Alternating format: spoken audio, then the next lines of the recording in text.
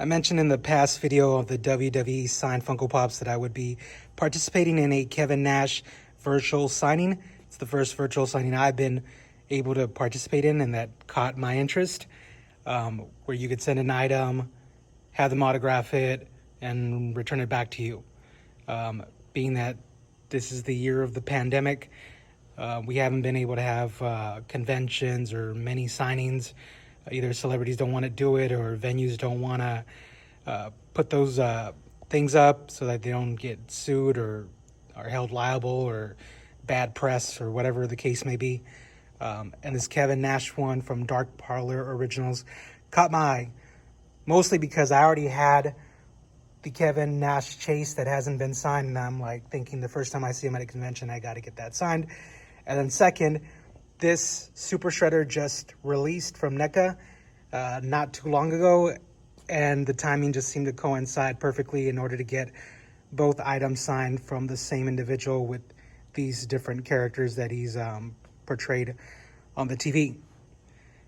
And this virtual signing is a little bit different because it involved him signing the items live on Facebook Live and, you know, reading comments, answering questions. And then there was also a premium add-on for people to directly video chat and talk to Kevin Nash, which I thought was pretty good. And this was Dark Parlor's first virtual signing like this, and I think they knocked it out of the park.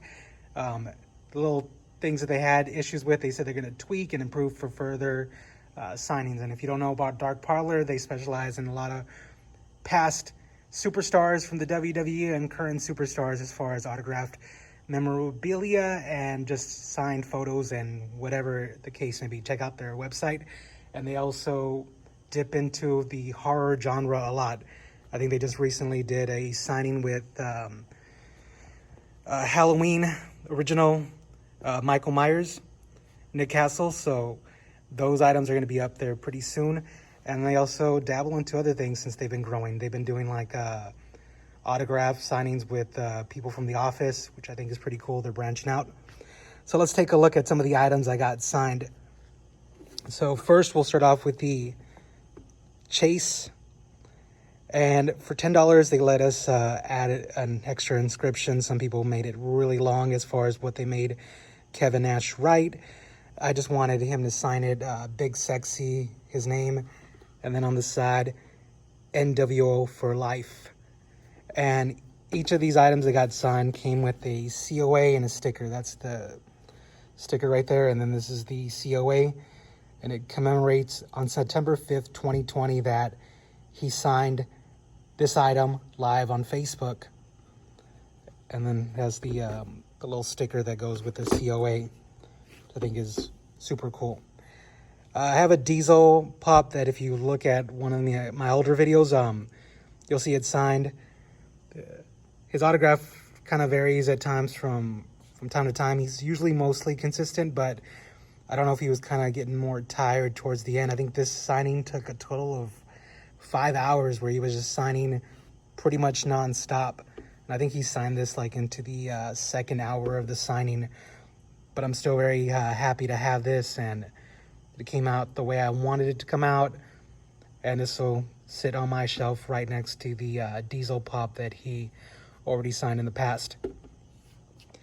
I don't delve much into like NECA figures because, first of all, they can get kind of pricey, especially if you're trying to buy them on the resale. And these things are always hard to find in the wild.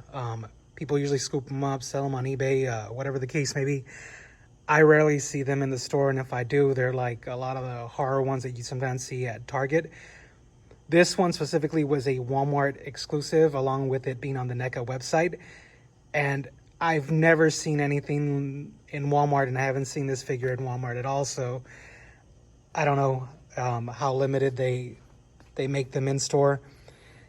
I know this is probably a limited piece of 3,000, and I know that only because Kevin Nash mentioned it in the virtual signing that NECA contacted him and they told him, hey, we made 3,000 of these. We want to see if you could do like an autograph version, and we'll pay you $1.50 each, $1.50 for each one that he signs, which is, if you do the math, that's over $3,000 for the to sign all those.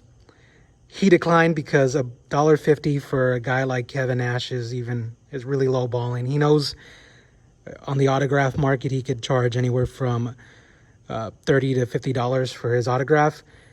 And if he gets a substantial amount of these, he can make much more money. And that was a cool little factoid that I found out just from listening to the signing and then asking him various questions about his role as Super Shredder, and also this specific figure that he says he has. He doesn't even have a copy of this figure yet. He doesn't own one. NECA was supposed to send him one, he said, but they have yet to do so. So they kind of, I think, still owe the man a figure. So the first time he saw it was when a couple of us sent this one in for the signing, because this is very recent, fresh NECA figure. Let's just take a look quickly at the figure, the box. I always like the way they detail everything on this, on these figures. Like I said, I'm a fan of them. They do take up a bit more space than a Funko Pop, and they're just much harder to acquire. Like the movie Ninja Turtles look really cool also, and I would ideally want to put that into a collection, but they're very difficult to purchase, and then people are asking over $100 for them, and it can get crazy. So I lucked out on the NECA site with this one. They sold out initially, and they just every couple minutes kept stocking more and more items. And after refreshing the site, I think for a good 45 minutes, I finally got to hit on one of these. And it arrived almost just in time just for the signing.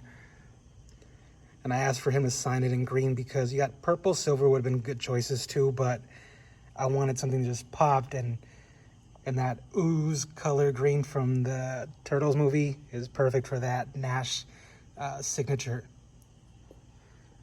Overall, it's an incredible figure. Like, NECA is always super detailed and amazing on that. It includes several like hands. Only comes with this one head. He's got the ooze canister right there from TGRI. And he's got this spear / trident type weapon, which we did not see at all in the movie. He had a very, very, very brief appearance in the second movie. Just shows up at the end. He has that quick line, "So be it," and then he just crumbles the entire building on top of him and the turtles. Pretty much Kevin Nash just stood in there physically in this suit and portrayed this huge Super Shredder. And I know, like, now that I'm older, you can nitpick and say, okay, I get that he mutated, but how did his, like, spikes, armor, and clothes all mutate as well? Those are perfectly logical questions to ask. We didn't really ask him too much as kids, but I take it for what it is. It's a fun movie. It's ridiculous. You can see all like the muscles and stuff sketched in. It's a fun movie, and they definitely lightened up the second one. I prefer the first movie, but the second one, they kind of took out a lot of the weapons and toned down the violence because parents were complaining and all that stuff. So it's really cool. And then, like, I got to ask him a few questions just through like the Facebook comments, and he answered a couple of them, and he made references to this weapon when I asked, hey, was this in the movie at all? And if it was it just part of a deleted scene? I mean, him being on the set and working, and he would know if this was an actual prop on the set that just was cut out of the film altogether. And you know, movies, sometimes they film so many scenes that they just end up not using. So I wanted to ask him about that. And if you tune in at the end of this video, I'm going to include all the moments I interacted with Kevin Nash through that signing, and him signing my items, and just giving a couple details about his role as Super Shredder and how much he appreciated that this was his first movie role and got him his Screen Actors Guild card. And then after that, he's been in so many other little movies. He's been in Magic Mike, but this was like his first role, his big role, the one I think people most associate him with, along with Kevin Nash and Diesel, as far as characters that he's portrayed. And like I said, very brief appearance in this movie, but if you're an 80s baby like I was, like, this movie was great. The first two Turtle movies. So for me, it means a lot to have this in the collection and have the guy who physically portrayed Super Shredder signing this item, and it's going to look awesome on the shelf along with all my other signed items. So it was overall a really cool experience to interact with Kevin Nash like that. He's real down to earth, joked a lot. Like I said, the signing was 5 hours. If you go to Dark Parlor Originals on YouTube, they have the entire feed up there, so you could see it from beginning to end. And I'll just pop up a couple of the highlights here at the end to show you what he said and give you a preview of, in case so you don't have to fast forward through all that 5 hours of video. You can kind of see what he had to say about the Super Shredder. And he even remembered when I mentioned seeing him wrestle for the first time back in '95 in my hometown of Yuma, Arizona. He remembered all the details without me telling him. Like, we didn't have a proper arena, so they set up, not we, I just went to the event. I was in 5th grade. They set up in a baseball field, and we didn't have a professional baseball team, so it was just a baseball stadium. They set up a ring, set up some seats around there, and then since where the superstars were all the way in the back with such a far walk, they had everybody go in a golf cart and get escorted to the ring through a golf cart. Nash was there. I think the main event was Kevin Nash as Diesel and Razor Ramon. They were the faces, and they were facing Jeff Jarrett and Shawn Michaels, who were the heels. And I also remember Bret Hart versus Owen Hart was also on the card for that thing. You got to think this is around WrestleMania 10. So they were all going off of that hype. There was the whole Bam Bam Bigelow was talking smack about Lawrence Taylor. So it was around that time frame. Undertaker was there. So I was like stoked, young kid that got to experience that house show. That was my very, very, very first wrestling show that I got to see. My dad got me tickets. I begged for it. He was kind of cheap sometimes, even if the tickets were only $15. And I just took advantage of a moment when he had been drinking and drunk. And I'm like, I got him to promise that he was going to buy tickets and take me to this thing. And it worked. I held him to his word. And I got to see all these legends wrestle as a kid.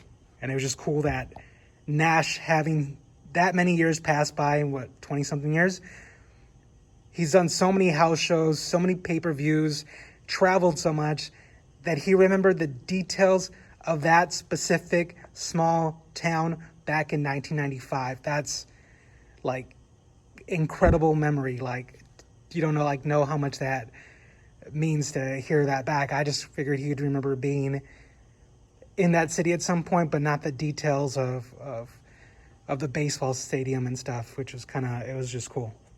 So I'll add those clips here coming up next. All right, let's see this one. Steve Ruiz. He wants Big Sexy on the front, NWO on the side, please. NWO for life on the side.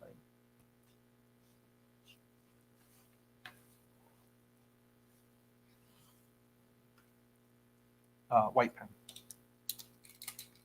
We got more white pens here too.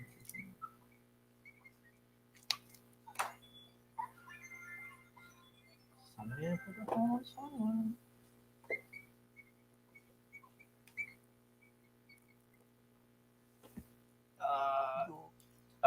Steve says, Arizona love. I remember my first time seeing you wrestle was in a small city of Yuma, Arizona, back around 1995. Were we in the baseball stadium? That was Steve that asked that question, I'm sure. We were in the baseball field, weren't we? He'll respond. Is he down there? Yeah, I'll take a second. He said, yes, golf carted to the ring. Remember it well. We were at Phoenix the night before. I drove the Click in a white town car. Just Kate Nash and then 2-time Hall of Fame on the side. Maybe he was in 5th grade. I was in 5th grade. $15 tickets. I had to take my dad drunk to buy those tickets. Gotta do what a man's got to do. Yeah, in the 5th grade. Josie Wales says that. Sometimes, man, who says that? All right, this one is for Steve Ruiz. He wants green, please. Just K Nash. Daniel is asking, what is the strangest thing you've ever autographed before? It's a good question. I'm sure you get all kinds of weird stuff. Bras and panties are pretty weird, All right, put the bras away. especially from a dude. Steven Ruiz is asking if the Super Shredder figure came with a weapon. Did that actually exist on the set, or was that something just for the figure? No, that looks like a trident. The people that built this suit built the first Batman suit. Oh, really? Yeah, Oh, that's cool. Kenny Stuchik, Kenny was instrumental in both of them. The cape on this thing was like triple latex. It had like the piece came over and had like bolts that came up, and it kind of went on like a bath thing, and it had wing nuts. Nice. And they used to take me to set. They dressed me, take me to set on the back of a pickup truck. I just sat, and they built me this big giant throne because when I was so heavy, I'd sit in one of those director chairs and it would crumble. So they had to build me this big throne. It was a cool 6 days. It took you 6 days to shoot that? Yeah, it took 6 days to shoot that.